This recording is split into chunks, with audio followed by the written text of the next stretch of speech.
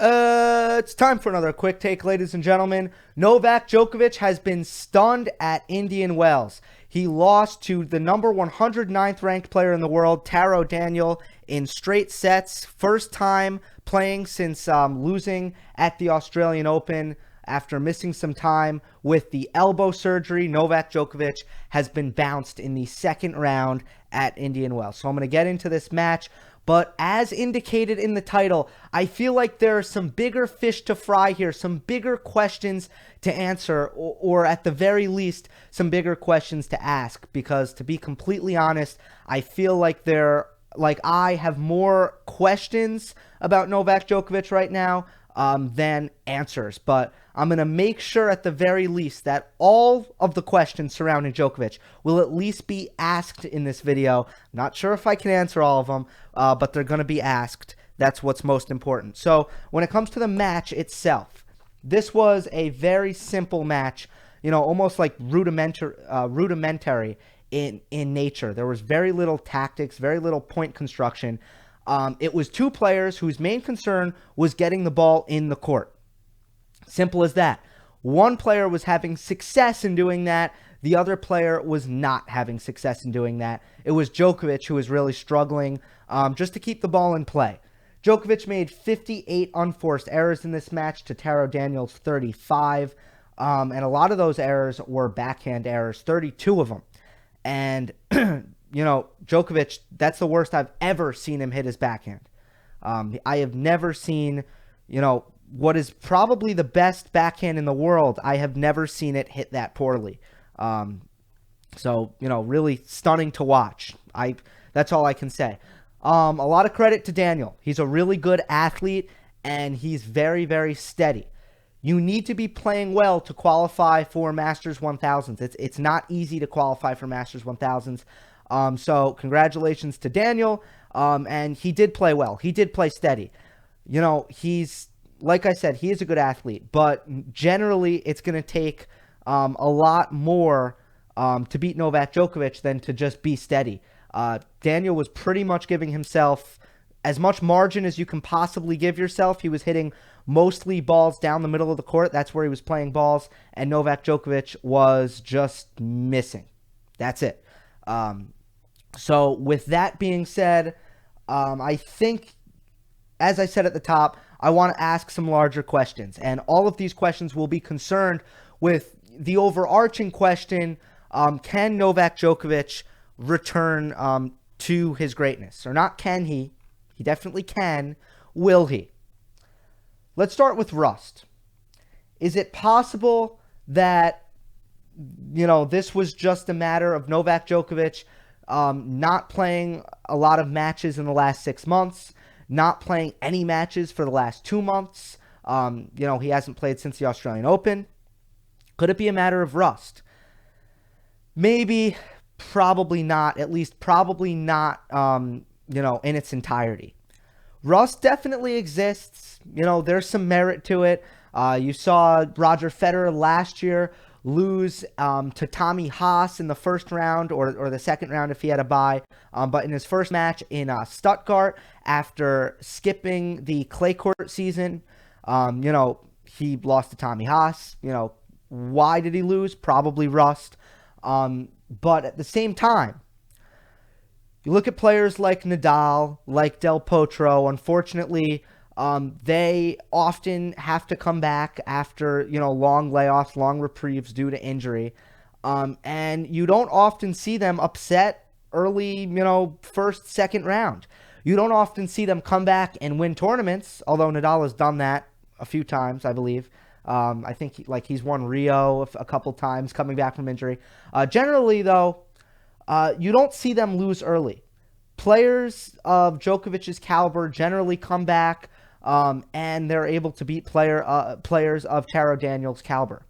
So if Djokovic lost in the quarters or the fourth round, maybe to a top 30 opponent, I think it'd be entirely feasible to say, this is a matter of rust. This is a matter of Djokovic not being match tough yet.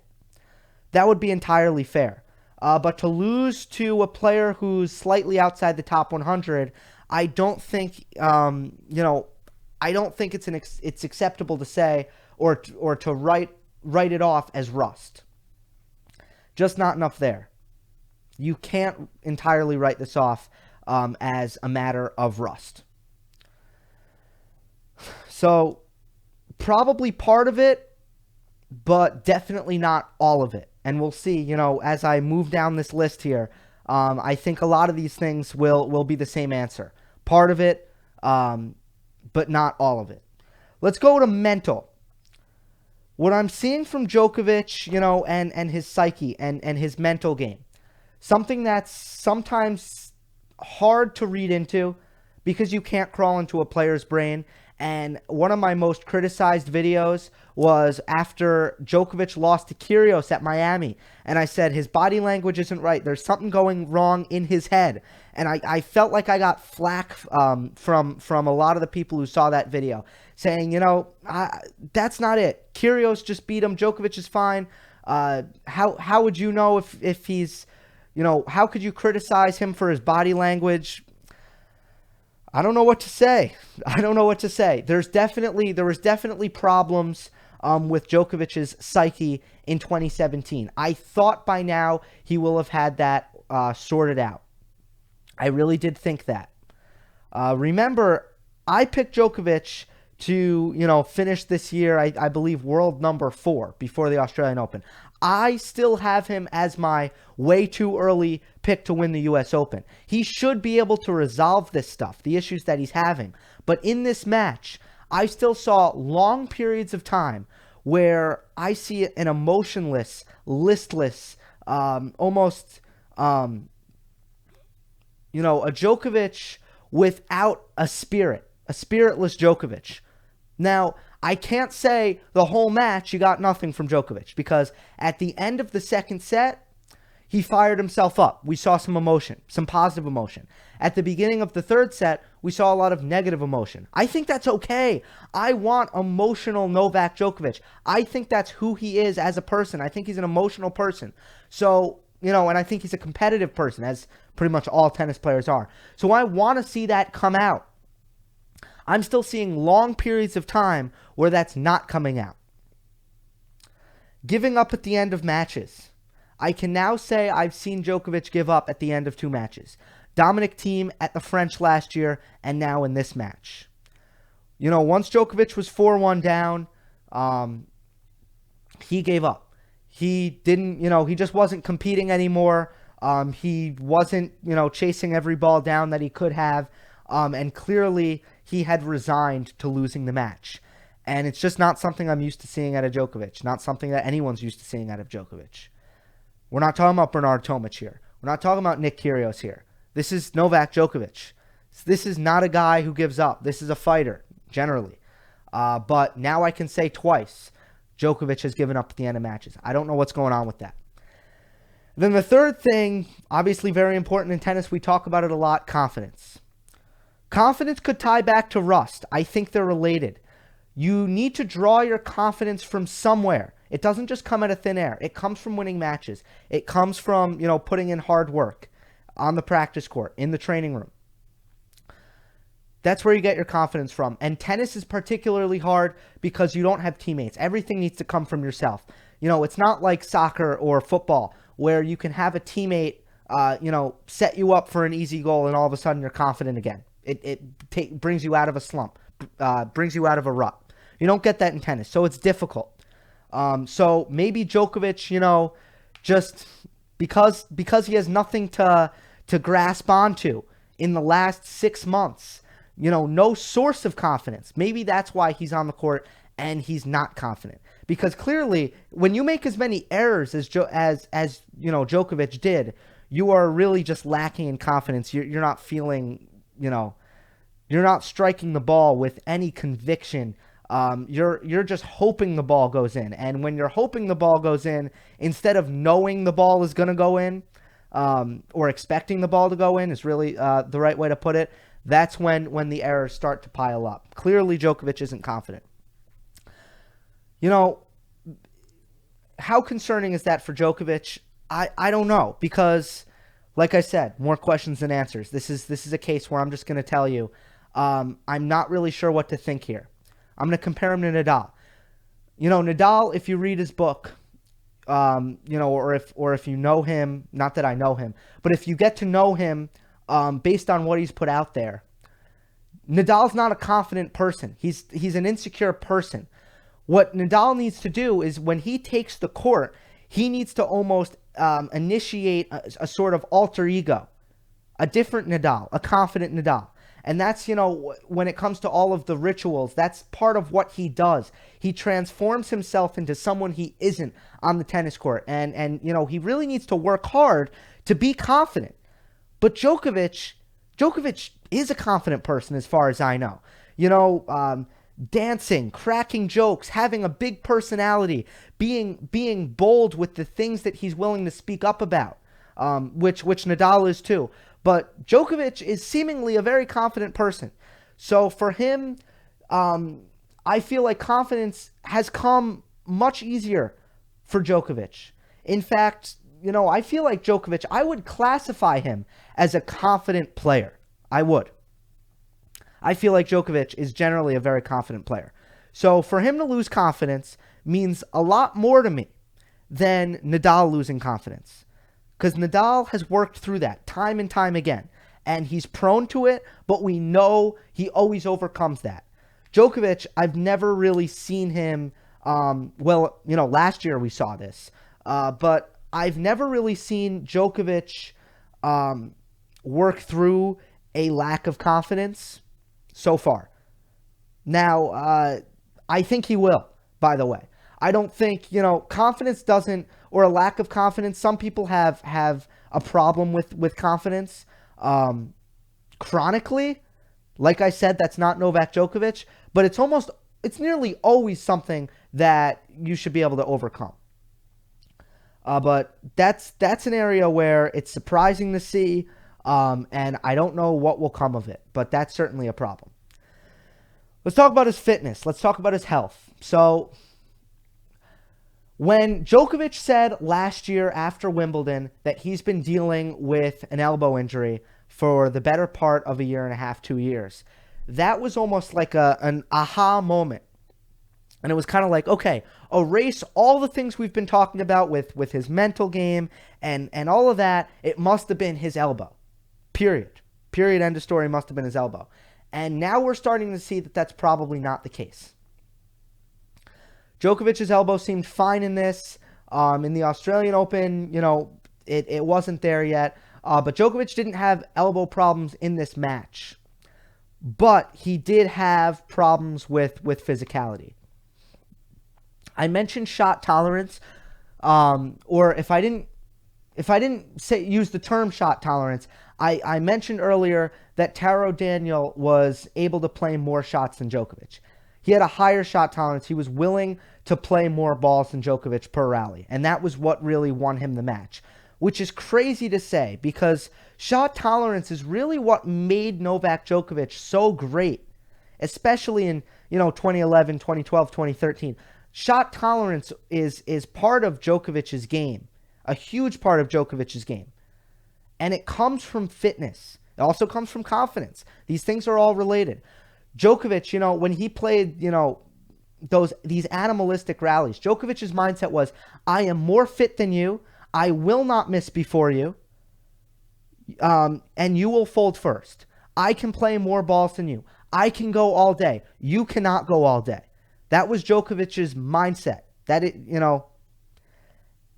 shot tolerance at its best. Great shot tolerance, or a player with great shot tolerance, that's how they think in the middle of a baseline rally. I'm going to outlast you. You can't last as long as me. And that was generally true for Novak Djokovic. So it's strange to see Djokovic have less shot tolerance than his opponent, especially an opponent that's not an elite opponent.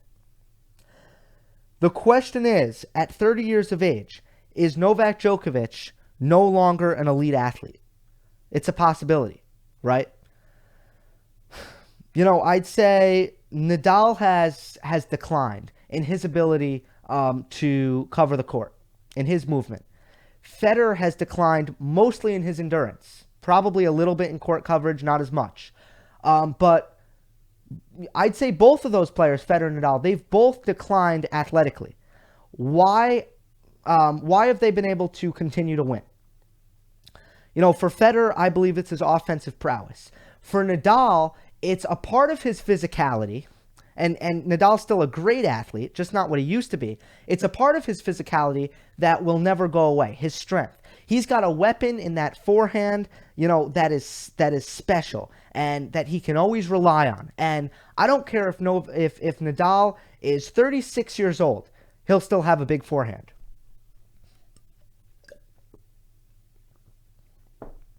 And he's also adapted very nicely with his serve as he's aged. I don't think Djokovic really has that weapon. I'm not sure he does.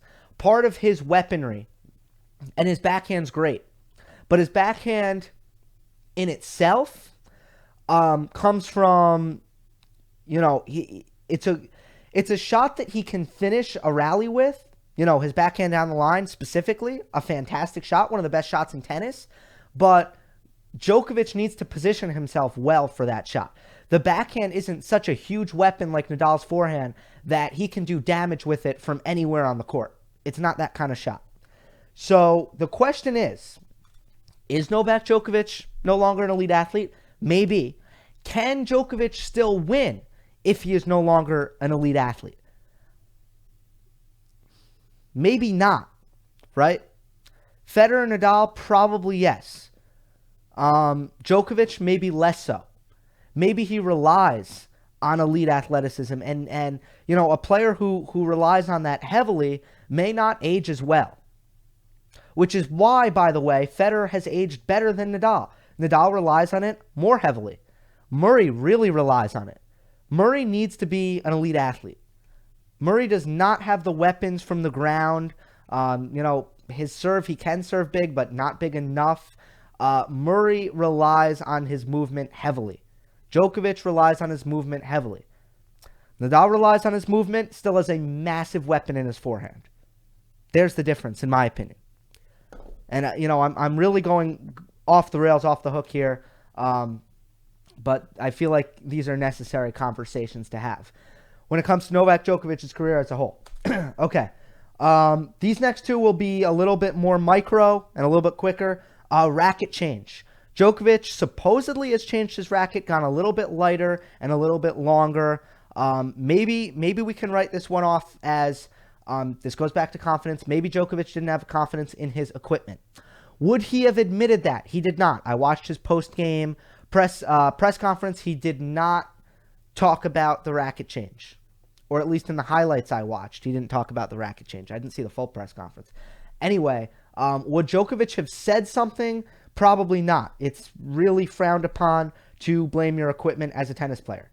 So that's a possibility. Once again, I'm asking questions. I don't have answers. It's almost impossible to win if you don't have confidence in your equipment, though. That's definitely the case. So that's something to keep our eye on. Is Djokovic going to continue to tweak that racket? Does Djokovic have confidence in his equipment? This next thing, I'm very concerned about this. Very, very concerned. The second serve. Djokovic changed his service motion, and he did so to put less stress on his elbow. As a result, his second serve is less so a straight kick serve. It's more of a hybrid between a slice and a kick. And as a result, he's having a lot of trouble going T with his second serve from the deuce side. That might be the most important serve in tennis. Your kick serve to the righty backhand is, as a righty, your go-to second serve, almost always. That's the second serve that, if you're a coach, if you're a player and you don't hit that serve well, get on the court and drill 100 of them until you get that serve right. Every day. You need to get that serve right. And Djokovic doesn't have that serve right now. You need to, when you need to be able to get your second serve to a right-handed backhand. It's very important. Otherwise, guys are just going to, can Djokovic protect his second serve if right-handers know it's going out wide to their forehand. That seems like a big issue, a really, really big issue. So, and against Chung, he lost to Chung in the Australian Open. He double faulted a lot. That second serve was a problem. So I'm very concerned about his serve. So that's kind of the last question I want to ask. So all in all, should we write this off to the, Djokovic is rusty. Djokovic is getting used to his new racket. Djokovic doesn't have confidence because he hasn't played much. He's not match tough yet. Should we write this off? Maybe. I'd say, I'd group all those questions into the optimistic Djokovic fan questions. Then I'd go the other category, pessimistic Djokovic fan questions. Is he no longer an elite athlete? Has he lost the ability to protect his second serve with this new motion and the struggles that he seems to be having there? And will he ever be able to resolve the apparent mental problems that he's having right now on court? There's your pessimistic Djokovic question. So I want to know what you guys think. Will Djokovic ever return to greatness again? If not, why not? What's going to get in the way? And if so, why, what's going to change, I guess is the question. If you believe that Djokovic is going to return to greatness, what's going to change for him? Why was he unable to come back and win a match against the number 109 player in the world, Taro Daniel, at Indian Wells? And, why hasn't he been able to make a substantial run in any tournament since Wimbledon of last year? Or he didn't make a run. I should say since Eastbourne before Wimbledon of last year. How come he hasn't won a Masters 1000s event since, I believe it was Montreal 2 years ago? Got to go back to 2016. These are the questions we need to be asking ourselves. Hope you enjoyed. Don't forget to subscribe. Looking forward to more Indian Wells content over the course of this week. See you next time.